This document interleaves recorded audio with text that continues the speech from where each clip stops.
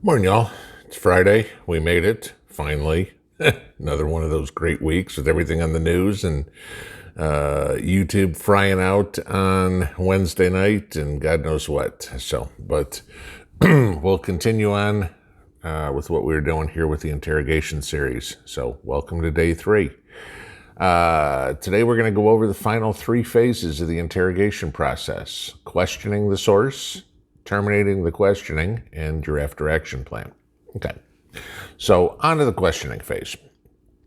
Once you've finally broken your source, now is the time to gather your intelligence. You should have a predetermined list of questions you want answered, okay?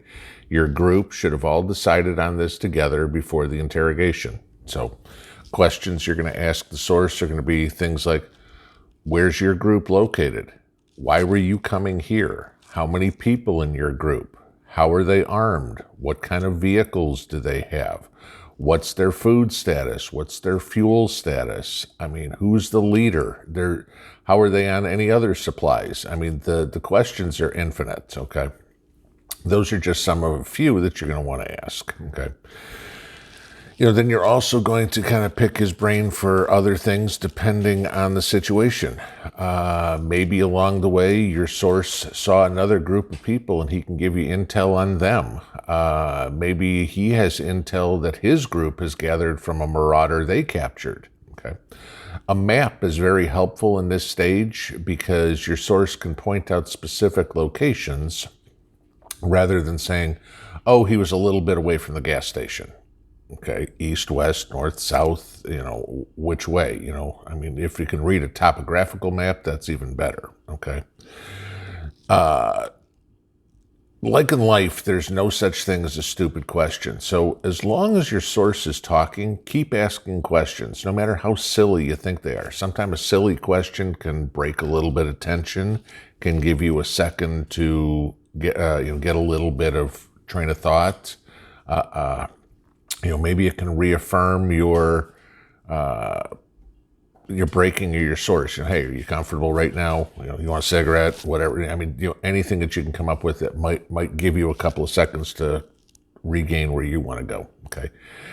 The key here is to gather intel. You want to know everything he knows. All right. So you'll think about ahead of time what types of questions you want to ask. Those are your ultimate goals, but make sure as you're going through, it just doesn't wind up a rapid fire question-answer question, because you'll lose him, okay? You've got to make this conversational with the guy. He's finally broken to the point where, you are now his world. So if you can keep that rapport built with him, he'll stay fixated on you and, you'll get more information, okay? Questioning's pretty self-explanatory. It's thinking about what you need in, what kind of intel you currently want, and that's going to be different for everybody depending on your situation. Okay. The termination phase. Okay, this is when you're ready to finish talking to him for the day. Okay, and you're going to go through this multiple times with your source. Maybe this is the first day and you haven't broken him yet. Maybe you have. Okay. Maybe he's talking in circles. Maybe he was broken and now he's claimed up and isn't giving you the information you want, okay? When you decide he's had enough for the day or you've had enough for the day, again, when you've decided, okay, that's the time to terminate the interrogation, okay? If he's not talking, you don't want to get frustrated. You don't want to get angry, okay? You've had enough. And you're going to end it, but you're going to tell him every time, okay, we're going to stop for today. I'm going to talk to you again later, okay? Later could be an hour, okay? Again, this is what I was saying before.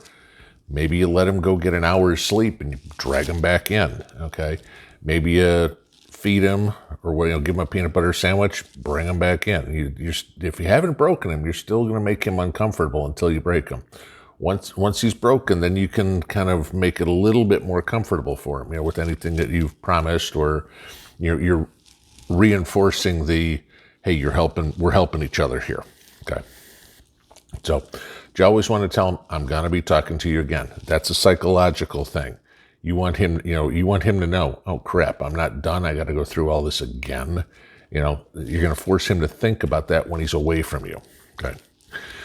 If you did break him and he's answered your questions and everything's satisfactorily for the day and you've been at it for however long and, you're tired, he's tired, don't seem to be getting anywhere else, okay? And you're going to terminate the source then, or terminate the interrogation then, now is the time to make good on the promises you made to break them, okay? Of course, if you did break him, okay? If you didn't break him, you'd haul him back to wherever you're holding him and tie him back to the tree or put him in the chicken coop or whatever it would be, okay? But now's time to make good to the promises, especially if you used an incentive approach to break him. If you promised him a meal, feed him well. If you promised him a shower, give him hot water. If you haven't broken him, just like I said, leave him, give him back to the guard, tie him back to the tree, right? You want him to think between now and the next time you talk to him, that entire amount of time, what's going to happen the next time when you talk. Remember, his ultimate goal is to be released, and he doesn't know when or if that's going to happen, and you want that to stay in his head, okay? But because you always want more information, it's very important that you honor the promises that you've made, okay? You've got to maintain that authority. If you told them, hey, they're going to leave you alone because I said so, you make sure everybody leaves them alone, okay? You want to still be whatever approach you used, you've got to follow through with it, and everybody else has to be on board, okay? If you use the incentive, like I said, you're going to feed him. But can you now see how you've put conflict in his brain? Gee, I got a good meal, or I got a shower, or whatever it is. But what the hell are they going to do to me tomorrow? Did they just fatten me up one day so they can really go after me tomorrow? That's the conflict you put in his head, and that's what you want, okay? He got his meal. He got his shower. He's rewarded, but he's worried about what's going to happen tomorrow. Was today the easy day, okay? His mind is spinning. You have complete control. Until you've sucked his brain dry, he's still valuable, okay? So keep going through it. Now, this is important. Regardless of whatever promises you made, you are still morally obligated to keep him safe, all right? That doesn't mean hot chocolate, a king-size bed tucked in with a bedtime story, okay? But it does mean shelter, and it does mean occasionally feeding him and occasionally giving him water. If you promised him a good meal to break him, give him the same meal that your mag ate that night for dinner, okay? If you haven't broken him or you didn't promise anything, maybe you give him a peanut butter sandwich and a cup of water, all right? It doesn't have to be daily, though. Remember the rule of 3, okay? 3 minutes without air, 3 days without water, 3 weeks without food, all right? Maybe he goes an entire day without a glass of water, okay? That's going to help you break the guy. Maybe you don't give him food for 3 or 4 days, okay? He's not going to die from it, but, eventually he's going to be so hungry, he's like, oh my God, I need to eat, okay? You have the moral obligation to keep him alive, okay, and safe, all right? However, you've always got to keep him restrained. Comfortable isn't necessary, but safe is, okay? Keeping him uncomfortable is actually going to help you break him if you haven't done so yet. Tie him up to that tree all day. Tie him up to that tree all night. Ever tried sleeping, standing up? Okay, that'll break you quick, all right? You're going to go through a bunch of zip ties with the prisoner, restraining their feet, restraining their hands, but you still got to release a hand so the guy can eat. So you're zip tying the other hand to a belt loop on the back of his pants. You're using 3 or 4 zip ties to make a little chain between his ankles so he can still move a little bit, but, can't run, all right? At bedtime, you need to tie him to something, and there must be a guard on him at all times, okay? You don't need to give him 8 hours sleep. If you haven't broken him, like I said, let him sleep for an hour. Wake him up, bring him back in. You and your group are going to have to decide what it will take to get the info you want, all right?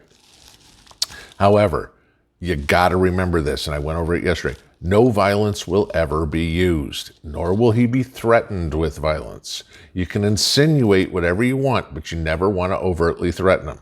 You want him to be fearful of something may happen, okay?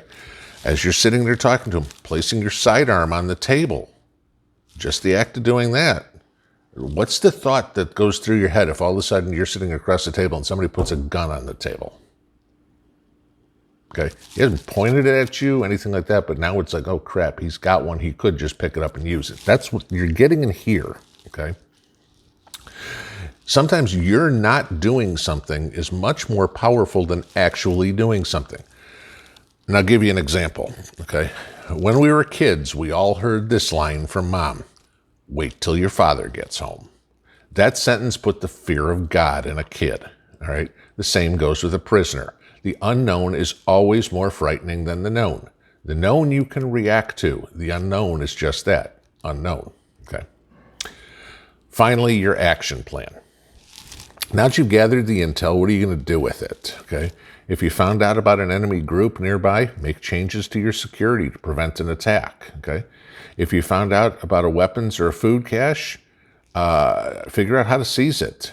You know, you now have the info, so now use it, all right? So you got all that done. Here's the big one. Somebody asked this in the comments from yesterday's video. Now, what do you do with your prisoner, okay? This is going to be situational, but whatever you do, don't just let him go, okay? Obviously, you're not giving him his weapons back, but you can't afford to keep feeding this guy forever.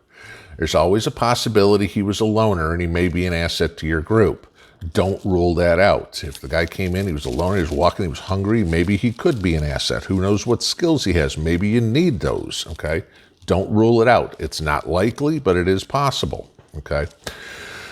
Vet him very carefully. Maybe consider it. It's, you know, if that's not a possibility, maybe you blindfold him, drive him 50 miles away and let him go, okay?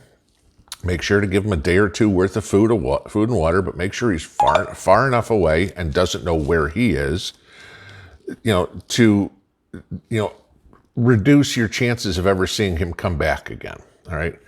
There isn't a great way to release a prisoner because he could eventually come back and he knows a bit about your mag, but he also may be too afraid to as well. You know, after all, you didn't make his stay with you really enjoyable anyway, okay? Chances are he doesn't want to come back, but revenge is also a powerful motivator, so this is where you're going to have to decide, all right?